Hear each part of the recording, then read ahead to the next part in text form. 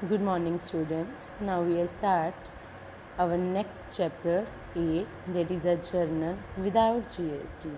Journal means when we receive each and every transaction step by step in the business, and we record that transaction in the books of account that are called journal.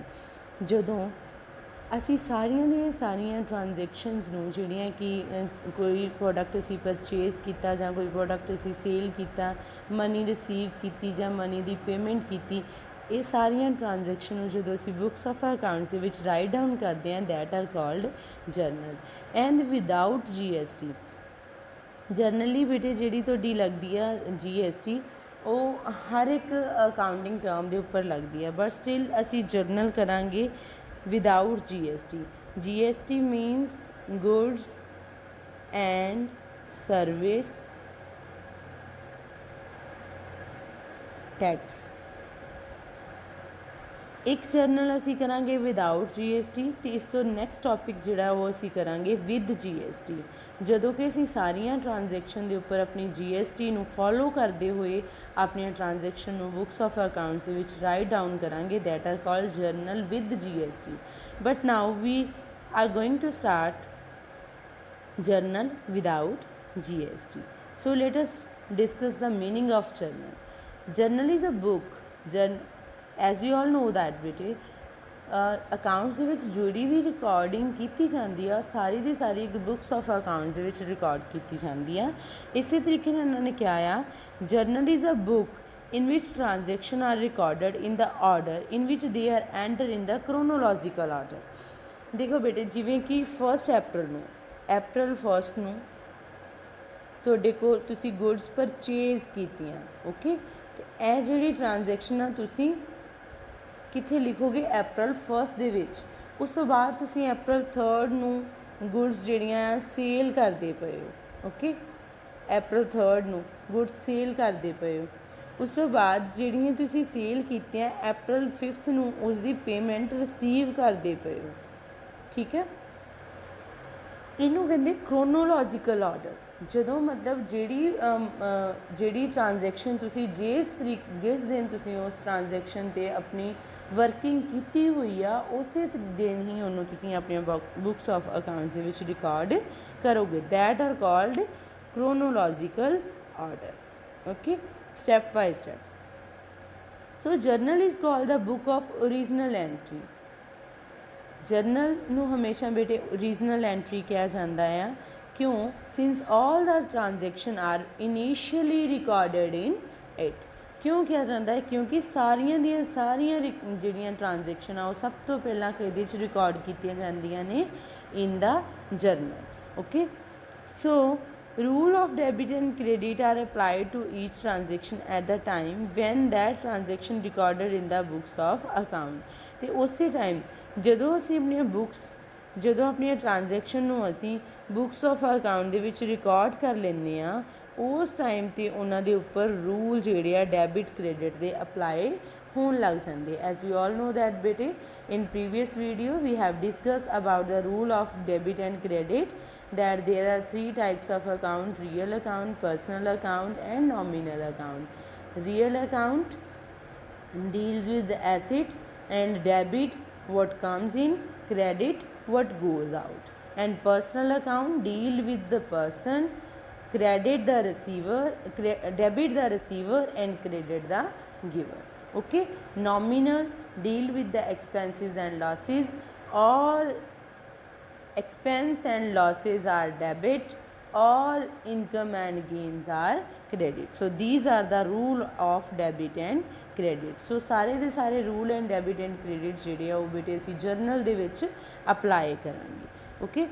So next the format of journal. Journal नूं बेटे एक format दे विच सानूं की करना पैंदा आ, बनाना पैंदा आ, जिहदे विच असी 5 टर्म्स का ध्यान रख के चलते हैं। 1 इज़ अ डेट, सब तो पहले कॉलम च असी डेट लिखनी होंदी है। सैकेंड कॉलम च असी पर्टिकुलर्स रीजन लिखने होंगे आ। रीजन मतलब कादे बेस के उपर जी प्रोडक्ट साडे कोल आया तो असी कादे बेस के उपर प्रोडक्ट जिहड़ा ही कंज्यूमर नूं दिता। सो ये जदों असीं क्वेश्चन ईजीली करांगे बेटे तुहानूं ईजीली ही वो क्लीयर हो जाएगा। After that ledger folio, ledger folio नूं बेटे असीं LF भी लिख सकते हैं। ओके, लेजर फॉलियो का मतलब होंदा है पेज नंबर। पेज नंबर उस बुक का पेज नंबर जितों असीं ट्रांजैक्शन नूं लैंदे पए हैं जर्नलाइज करने वास्ते। After that debit amount and credit amount, जिहड़ी चीज़ डेबिट हुई उन्होंने डेबिट कॉलम च लिख देंगे, जिहड़ी चीज़ क्रेडिट हुई उन्होंने क्रेडिट कॉलम च लिख देंगे। Okay, so this is the specimen of journal. Specimen of journal च बेटे इस तरीके नाल तुहाडे कोल 5 कॉलम बनणगे। ओके, जिन्हां नूं तुसीं पर्टिकुलर वे नाल जदों भी तुसीं जर्नल बनाना है इनू इस स्पेसीमन दे विच ही बनाओगे।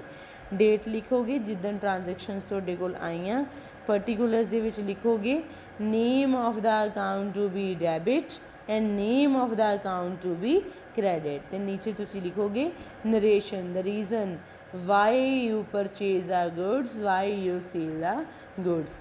दैन लेजर फॉलियो दे विच इन +1 क्लास तुसीं इहदे विच कुछ भी फिलहाल नहीं लिखना क्योंकि साडे कोल सिर्फ एक क्वेश्चन हुंदा आ, साडे कोल book of account proper way दे नाल नहीं हुंदी जिहदे तो असीं लेजर फॉलियो नूं जज कर सकीए। इत्थे जो डेबिट दे विच आया उहनूं तुसीं डेबिट कॉलम च लिख दोगे, जो क्रेडिट च आया उहनूं तुसीं क्रेडिट कॉलम च लिख दोगे। Okay, let us start with the practical question of journal. This is only an example. After this example I will send you a question for practicing. So first transaction beta ji, Datta started business and introduced capital of rupees 1 lakh। Dutta ने बेटे business start किया, उन्हें capital introduce की 1 लाख की। देखो बच्चे असीं इहदे विच 2 टर्म्स फाइंड आउट करनी होंदियां। एक तो दत्ता ने बिजनेस स्टार्ट किया, उन्हें की किया इंट्रोड्यूस की कैपिटल।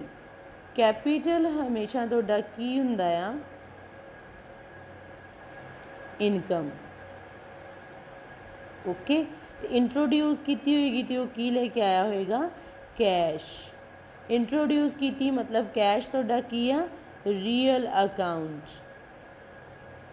कैश आई real account what comes in की हुंदा बेटा जी डेबिट। व्हाट कम्स इन की हुंदा आ डेबिट। सो दैट्स वाई असीं की करांगे कैश नूं डेबिट कर देंगे। तो कैपिटल साडी की है बेटे इनकम। तो इनकम काहदे विच आउंदी है नॉमीनल अकाउंट्स। तो नॉमीनल अकाउंट्स इनकम हमेशा की कीती जांदी है क्रेडिट। सो दैट्स वाई असीं कैपिटल नूं क्रेडिट कर देंगे। Okay, so entry will be इस तरीके नाल बेटे तुसीं पहला पर्टिकुलर कॉलम्स बनाओगे दे। ओके, ऊपर लिखोगे जर्नल। फिलहाल सानू डेट्स नहीं अवेलेबल हैगियां, अगर डेट्स अवेलेबल होंदियां तो असीं इहदे इत्थे डेट जरूर लिखनी सी। ओके, नाउ यह जिहड़ा तुसीं कॉलम बनाया इनू तुसीं वखरा कर देना। उस तो बाद फर्स्ट ट्रांजैक्शन जिहड़ी तुसीं कीती that is Datta started business and introduce capital of rupees 1 lakh. उहदे च कैश जिहड़ा तुहाडे कोल डेबिट हो गया तो कैपिटल जिहड़ी है तुहाडे कोल क्रेडिट हो गई। I was explained that how cash and capital is debit and credit. तो डेबिट के कॉलम च तुसीं कैश का अमाउंट लिख दोगे तो क्रेडिट के कॉलम च तुसीं कैपिटल का अमाउंट लिख दोगे। Okay, so after that second transaction that is purchase furniture from Raj furniture for rupees 10,000 and paid cash. First of all you can prepare a specimen like that। Okay, so हुण देखो बेटे दे विच एक तो आ गया तुहाडे कोल फर्नीचर ते एक आ गई तुहाडे कोल कैश। फर्नीचर भी रियल अकाउंट आ, एसिड आ, कैश भी रियल अकाउंट आ ना। हुण तुसीं देखो आया कि तुहाडे कोल परचेज किया फर्नीचर, पे की कैश। फर्नीचर परचेज किया मतलब फर्नीचर बिजनेस दे विच आया होएगा, कैश पे की मतलब कैश बिजनेस के विचों गई होएगी। सो फर्नीचर ने की हो जाना बेटे this is a second transaction. Furniture ने की हो जाना है डेबिट। क्यों? क्योंकि रियल अकाउंट के विच वट कम्स इन की हुंदा है बेटा जी डेबिट, वट गोज़ आउट की हुंदा है बेटा जी क्रेडिट। सो ਫਰਨੀਚਰ ਨੇ ਕੀ ਹੋ ਜਾਣਾ ਡੈਬਿਟ ਤੇ ਸੇਲ ਨੇ ਕੀ ਹੋ ਜਾਣਾ ਆ ਕ੍ਰੈਡਿਟ, ਤੇ ਦੋਨਾਂ ਦੇ ਅਮਾਊਂਟ ਤੁਸੀਂ ਡੈਬਿਟ ਤੇ ਕ੍ਰੈਡਿਟ ਸਾਈਡ ਤੇ ਰਾਈਟ ਡਾਊਨ ਕਰ ਦੇਣੇ। Okay, next transaction that is a purchase goods for 50,000 against check। Now ਬੇਟੇ ਪਰਚੇਜ਼ ਕੀਤੀਆਂ ਗੁੱਡਸ, ਜਦੋਂ ਤੁਸੀਂ ਗੁੱਡਸ ਦੀ ਗੱਲ ਕਰਦੇ ਹੋ ਨਾ, ਗੁੱਡਸ ਕੀ ਹੁੰਦਾ ਤੁਹਾਡੇ ਕੋਲ ਪ੍ਰੋਡਕਟ। ਜਦੋਂ ਤੁਸੀਂ ਪ੍ਰੋਡਕਟ ਪਰਚੇਜ਼ ਕੀਤਾ ਤੇ ਤੁਸੀਂ ਇੱਥੇ ਪ੍ਰੋਡਕਟ ਨਹੀਂ ਲਿਖਣਾ ਹੁੰਦਾ, ਤੁਸੀਂ ਲਿਖਣਾ ਹੁੰਦਾ ਆ ਪਰਚੇਜ਼ਿਸ। ਓਕੇ, ਸੋ ਗੁੱਡ ਕੀ ਹੀ ਤੁਹਾਡੇ ਕੋਲ ਤੁਹਾਡਾ ਰੀਅਲ ਅਕਾਊਂਟ। ਓਕੇ, ਪਰਚੇਜ਼ ਕੀਤਾ ਮਤਲਬ ਵਾਟ ਕਮਸ ਇਨ, ਇਹ ਆਇਆ ਹੋਏਗਾ ਤੁਹਾਡੇ ਕੋਲ, ਇਹਨੇ ਕੀ ਹੋ ਜਾਣਾ ਆ ਡੈਬਿਟ। ਸੈਕਿੰਡ ਬੇਟੇ ਅਗੇਂਸਟ ਚੈੱਕ, ਮਤਲਬ ਤੁਸੀਂ ਚੈੱਕ ਦਿੱਤਾ, ਗੁੱਡਸ ਪਰਚੇਜ਼ ਕੀਤੀਆਂ ਤੇ ਚੈੱਕ ਦਿੱਤਾ ਹੋਏਗਾ। ਚੈੱਕ ਜਿਹੜਾ ਇਹਨੂੰ ਤੁਸੀਂ ਡਿਨੋਟ ਕਰੋਗੇ ਬੱਚੇ ਬੈਂਕ ਦੇ ਨਾਲ, ਬੈਂਕ। ਓਕੇ, ਸੋ ਬੈਂਕ ਕੀ ਹੈ ਤੁਹਾਡਾ ਬੇਟੇ ਪਰਸਨਲ ਅਕਾਊਂਟ। ਬੈਂਕ ਦੇ ਵਿੱਚ ਬੈਂਕ ਨੇ ਤੁਹਾਨੂੰ ਦਿੱਤਾ ਆ ਮਨੀ ਦਿੱਤੀ ਹੈ, ਤੇ ਬੈਂਕ ਕੀ ਹੋ ਗਿਆ ਗਿਵਰ, ਤੇ ਜਿਹੜਾ ਪਰਸਨਲ ਅਕਾਊਂਟ ਦੇ ਵਿੱਚ ਗਿਵਰ ਹੁੰਦਾ ਆ ਉਹਨੂੰ ਅਸੀਂ ਕੀ ਕਰਦੇ ਹਾਂ ਕ੍ਰੈਡਿਟ। ਓਕੇ, ਸੋ ਅਮਾਊਂਟ ਜਿਹੜੀ ਹੈ ਤੁਸੀਂ ਆਲਰੇਡੀ ਇਹਨਾਂ ਦੇ ਸਪੈਸੀਮਨਸ ਦੇ ਨੂੰ ਪ੍ਰਪੇਅਰ ਕਰਨ ਤੋਂ ਬਾਅਦ ਇੱਥੇ ਤੁਸੀਂ ਕੀ ਲਿਖ ਦੋਗੇ ਅਮਾਊਂਟ, ਡੈਬਿਟ ਦੇ ਵਿੱਚ ਵੀ ਪਰਚੇਜ਼ ਦੀ ਤੇ ਬੈਂਕ ਦੇ ਵਿੱਚ ਵੀ। ਸੋ ਬੇਟਾ this is the entry, you can say that entry will be purchases account debit to bank account. ਇੱਕ ਗੱਲ ਦਾ ਹੋਰ ਧਿਆਨ ਰੱਖਿਓ ਬੱਚੇ, ਜਿਹੜੀ ਚੀਜ਼ ਨੂੰ ਤੁਸੀਂ ਡੈਬਿਟ ਕਰਨਾ ਉਹਦੇ ਨਾਲ ਤੁਸੀਂ ਡੀ ਆਰ ਜ਼ਰੂਰ ਲਿਖਣਾ। You can denote D R for the term ਜਿਹਨੂੰ ਤੁਸੀਂ ਡੈਬਿਟ ਕਰਦੇ ਪਏ ਹੋ, ਤੇ ਜਿਸ ਚੀਜ਼ ਨੂੰ ਤੁਸੀਂ ਕ੍ਰੈਡਿਟ ਕਰਦੇ ਪਏ ਹੋ ਉਹਨੂੰ ਤੁਸੀਂ ਡਿਨੋਟ ਕਰਨਾ ਹੈ ਟੀ ਓ ਦੇ ਨਾਲ, ਟੂ ਦੇ ਨਾਲ। ਓਕੇ, ਸੋ ਡੈਬਿਟ ਟਰਮ ਨੂੰ ਤੁਸੀਂ ਡੀ ਆਰ ਨਾਲ ਡਿਨੋਟ ਕਰੋਗੇ ਤੇ ਕ੍ਰੈਡਿਟ ਟਰਮ ਨੂੰ ਤੁਸੀਂ ਟੂ ਦੇ ਨਾਲ ਡਿਨੋਟ ਕਰੋਗੇ। Okay, so next transaction that is ਆ sold good for 25,000 against check। Now ਬੇਟੇ ਗੁੱਡਸ ਸੋਲਡ ਕੀਤੀਆਂ, ਗੁੱਡਸ ਗਈਆਂ, ਵਟ ਗੋਜ਼ ਆਊਟ ਕੀ ਹੁੰਦਾ ਬੇਟਾ ਜੀ credit. Okay, against cheque means ਕੀ ਆ ਗਿਆ ਤੁਹਾਡੇ ਕੋਲ ਬੈਂਕ। ਓਕੇ, ਸੋ ਬੈਂਕ ਦੇ ਵਿੱਚ ਬੈਂਕ ਨੇ ਰਿਸੀਵ ਕੀਤੀ ਮਨੀ, ਬੈਂਕ ਨੇ ਰਿਸੀਵ ਕੀਤੀ ਮਨੀ ਤਾਂ ਉਹਨੇ ਕੀ ਹੋ ਜਾਣਾ ਰਾਜੇ ਡੈਬਿਟ। ਤੇ ਜਿਹੜੀ ਤੁਹਾਡੇ ਕੋਲ ਸੇਲ ਤੁਹਾਡੀਆਂ ਗਈਆਂ ਮਤਲਬ ਵਟ ਗੋਜ਼ ਆਊਟ ਉਹਨੇ ਕੀ ਹੋ ਜਾਣਾ ਆ ਕ੍ਰੈਡਿਟ। 25,000 ਡੈਬਿਟ ਕਾਲਮ 'ਚ ਪਾ ਦੇਣਾ ਹੈ ਤੇ 25,000 ਹੀ ਉਸ ਨੂੰ ਕ੍ਰੈਡਿਟ ਕਾਲਮ 'ਚ ਪਾ ਦੇਣਾ। ਓਕੇ, ਸੋ ਉਸ ਤੋਂ ਬਾਅਦ ਬੱਚੇ ਤੁਹਾਡੇ ਕੋਲ ਨੈਕਸਟ ਟ੍ਰਾਂਜੈਕਸ਼ਨ ਆਉਂਦੀ ਹੈ that is receive cash 10,000 from Amit. Receive cash 10,000 from Amit. First of all ਬੇਟਾ ਜੀ ਅਸੀਂ ਇਹਦਾ ਪਰਫਾਰਮਾ ਜਿਹੜਾ ਹੈ ਉਹਨੂੰ ਪ੍ਰਪੇਅਰ ਕਰਾਂਗੇ। ਓਕੇ, ਉਸ ਤੋਂ ਬਾਅਦ ਇੱਕ ਦੇਖਣਾ ਹੈ ਅਮਿਤ, ਇੱਕ ਸਾਡੇ ਕੋਲ ਕੀ ਹੈਗੀ ਕੈਸ਼। ਕੈਸ਼ ਜਿਹੜਾ ਹੈ ਸਾਡੇ ਕੋਲ ਰੀਅਲ ਅਕਾਊਂਟ ਆ, ਰਿਸੀਵ ਕੀਤੀ ਮਤਲਬ ਆਈ ਹੋਏਗੀ ਇਹਨੇ ਡੈਬਿਟ ਹੋ ਜਾਣਾ ਹੈ। ਅਮਿਤ ਇਹ ਸਾਡੇ ਕੋਲ ਪਰਸਨਲ ਅਕਾਊਂਟ ਆ, ਇਹਨੇ ਪ੍ਰੋਵਾਈਡ ਕਰਵਾਈ ਗਿਵ ਕੀਤੀ, ਅਮਿਤ ਨੇ ਦਿੱਤੀ ਮਤਲਬ ਇਹਨੇ ਕੀ ਹੋ ਜਾਣਾ ਆ credit. Cash account debit to Amit account entry ਹੋ ਜਾਣੀ ਹੈ, ਤੇ ਕਾਲਮ 10,000 ਡੈਬਿਟ ਕਾਲਮਸ ਤੇ 10,000 ਕ੍ਰੈਡਿਟ ਕਾਲਮ 'ਚ ਅਮਾਊਂਟ ਜਿਹੜਾ ਆ ਉਹ ਆ ਜਾਣਾ ਹੈ।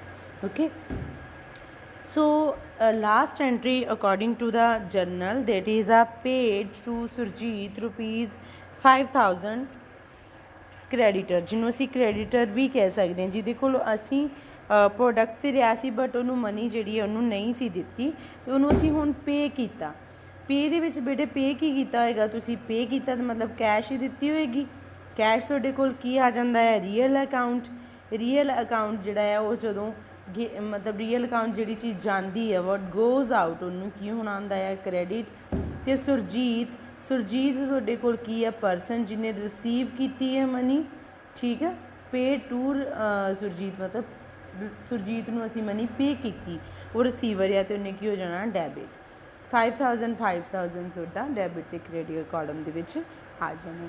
ਓਕੇ, ਸੋ ਬੇਟਾ ਜੀ ਇਹ ਸੀਗਾ ਸਾਡਾ ਜਰਨਲ, ਸਿੰਪਲ ਜਰਨਲ, ਸਾਡੀਆਂ ਐਗਜ਼ਾਮਪਲ ਸੀਗੀਆਂ ਜਰਨਲ ਦੇ ਨਾਲ। ਓਕੇ, ਇਸ ਤੋਂ ਬਾਅਦ ਬੇਟੇ ਮੈਂ ਤੁਹਾਨੂੰ ਐਗਜ਼ਾਮਪਲਸ ਸੈਂਡ ਕਰਾਂਗੀ ਕੱਲ੍ਹ ਨੂੰ, ਜਿਹੜੀਆਂ ਤੁਸੀਂ ਉਹਦੀਆਂ ਮਤਲਬ ਸਾਰੀਆਂ ਦੀਆਂ ਟ੍ਰਾਂਜੈਕਸ਼ਨ ਨੂੰ ਜਰਨਲਾਈਜ਼ ਕਰੋਗੇ। And if you have any query you can ask me. Okay, thanks and have a nice day.